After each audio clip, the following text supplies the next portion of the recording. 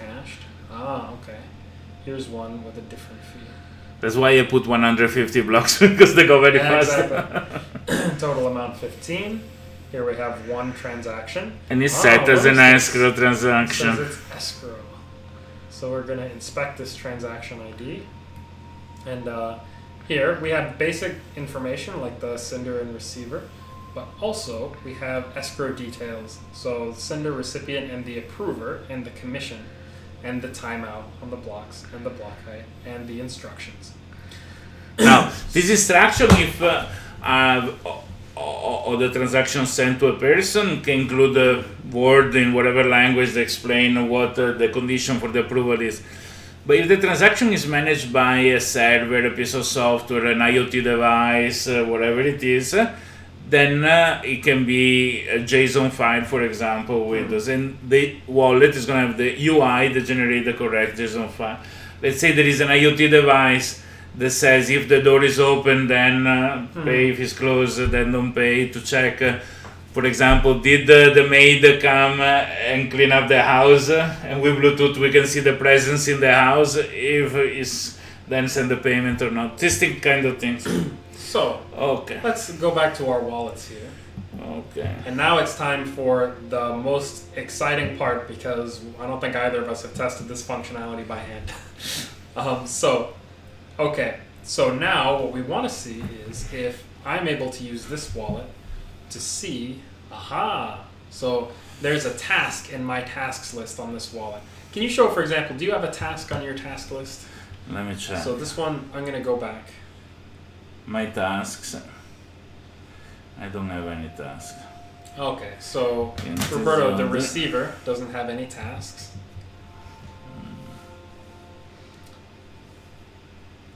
My tasks. No The tasks. sender doesn't have any tasks. But over here, if I go to my tasks, the approver, the guy who got marked to approver, has a task in his list. And this can give him a nice notification in the future, maybe. So I see the sender address, I see the recipient address, I see the commission that I stand to make. What happens if I click this task? Okay, here we see the full details of this transaction. And I have two options at the bottom, confirm or reject.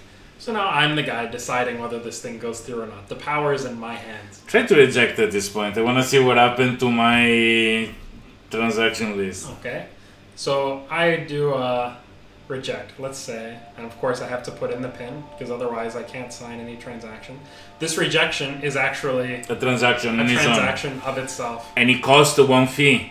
That's why it's important that the commission is at least one fee.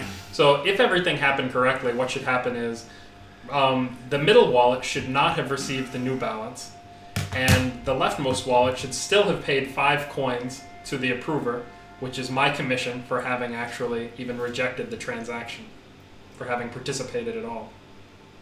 So I'm still at 60. Okay. And Okay, I've gone to 243. What did I have before? Because I spent... It's 221 and 85. If I look at my transactions, I see that... no, well, it's minus 15. You still see? Okay. So, this is another thing we have to work on a little bit in the UI. My transactions. This one still sees a plus 15. That I receive 15. Okay, so that's something that we can work out. Yeah, exactly. We need to do that. This one I'm also a little confused by because I expected to see... to see your commission coming in. Yeah, exactly. What happens if I look at my transactions list?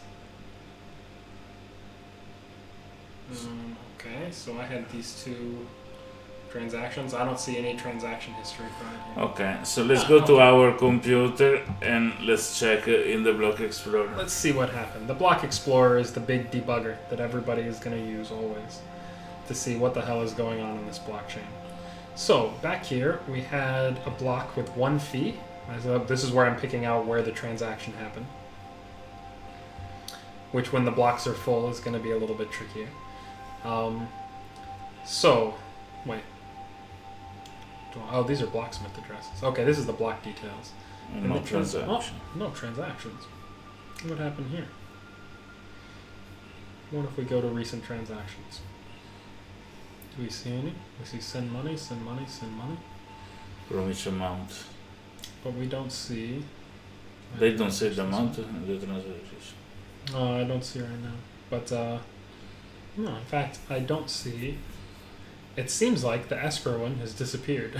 So I'm not sure that this is correct behavior. Typically, we would like to see a rejection transaction that came in. In fact, I think. Let's see, is this on the correct? Yeah, because we saw the funds that we were sending before, so this should be on the correct blockchain. This is still the one that we saw a few minutes ago.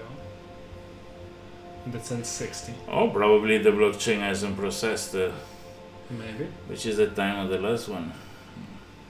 It's been a while. So we should be able to see. But maybe, just for fun, maybe we try this process one more time and we see if we can approve an escrow transaction. Okay, now we go to approve this transaction. So we this time are going to have who is asking, who is giving. Let's do same because you already have my account for the approver in that. Okay. So I'm sending from. So this one is gonna send transfer. This one is gonna ask, and it's gonna ask for 60. Okay. This is gonna scan the QR code. Okay. We go in advance. We choose the same approver address. We give this time 3 as commission. Timeout we give 100 blocks. Okay. Distraction. In fact. Okay. You wanna see that it's within the timeout? In fact, I wonder if that one timed out. But there's no way yeah. we'd been 150 blocks. It has been. Okay, let's go. Next. Okay. So this is the transaction. Confirm.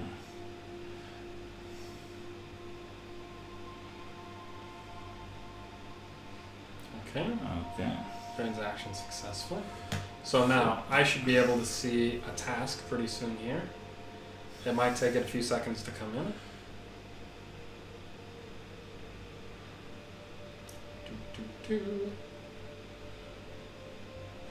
Here I can look at my tasks in this other one, Should be and none. nothing is here.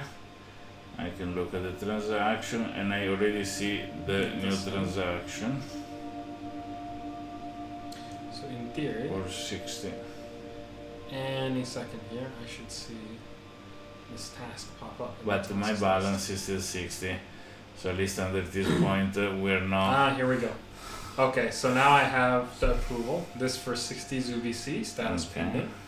So I'm going to go in here, and this time I want to confirm. I'm going to put in my PIN code. Okay. Okay, so at We this see a point my transaction balance success. should increase. In fact, it's 120 at Ah, the speed of indeed. light. So let's see. My balance is also increased. I've gone up. So I paid the fee for the transaction itself, but then I've taken the 3 coins for commission, which has offset me. So if I look at the transaction here, they are the same. Okay. 60, I don't see the commission in the transaction though. Still, I don't see the transaction in my history, the approval button. So the We'll still commission work is on not this. doesn't appear in the transaction, so Hmm. we need to fix this thing as well. Mm-hmm. And the balance went down. This one should Okay. have gone down. So by at this 60, right? point, let's go to our computer and see the block explorer. Let's see what's been happening over here. So we still have.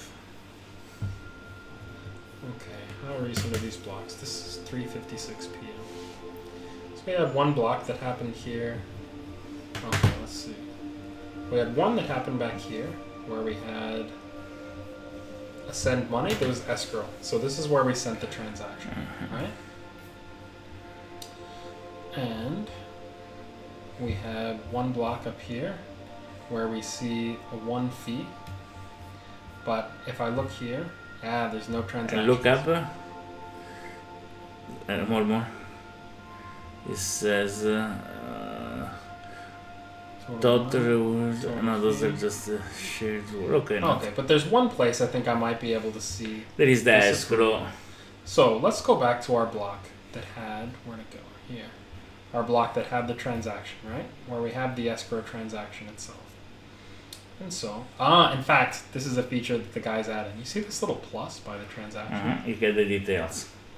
If I pop that, there is an approval escrow transaction Uh-huh. that's been attached to this one. So in fact, if somebody looked up the previous transaction, they would be able to go and see. And I bet this is where our other one is hiding, if we were to go back and look, which it might be fun to try and find. So if I look at the approval escrow, I can see that the status is approved. This is the transaction ID, and this was the original escrow transaction. It was timeout 100, commission fee 300, blah, blah, blah.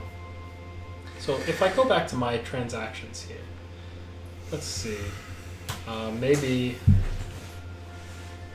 when were these? This was July 13th, 354. Oh, these are a little bit out of order, I think, because this one's 230, and these are 354. So maybe we need to work on the sorting here a little bit. But yeah, in fact, some of these are from very weird block heights. So this is a little bug in our Explorer. But let's say, so this is the one, 711, I recognize it. This is the one that we just did, and we see the escrow approval. I bet this previous one is the one at 345 we did before that, where we should see escrow rejection, right? Oh, escrow approval it says. But let's see, in this one, this was at 9 a.m. Okay. So what happens if I look at the details here?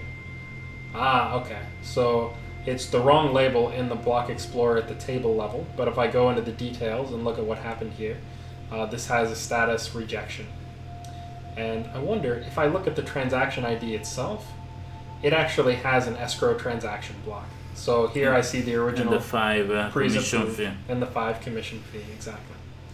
So, and I get to see the block height where this transaction occurred, which should be, okay, here's another issue. So this transaction was initiated at block height, blah, blah, 261.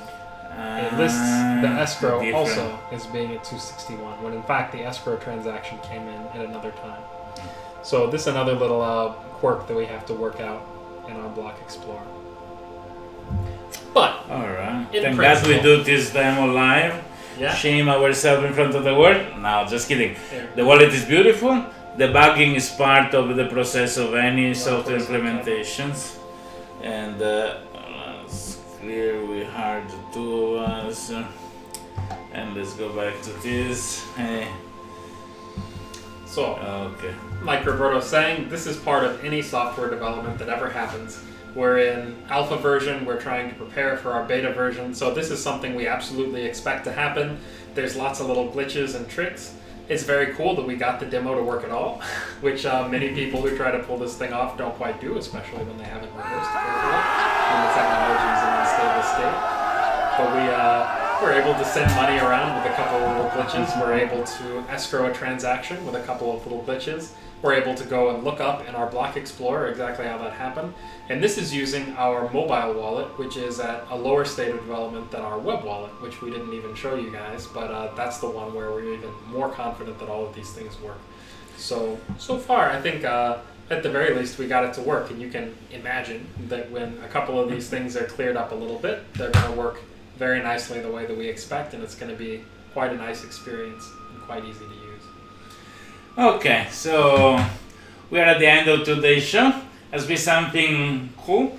I will say, look at our ethics and honesty. We took virgin devices, just installed things, didn't prepare anything besides feeding some coins, some accounts, and met all the trouble just to show everybody how we usually work.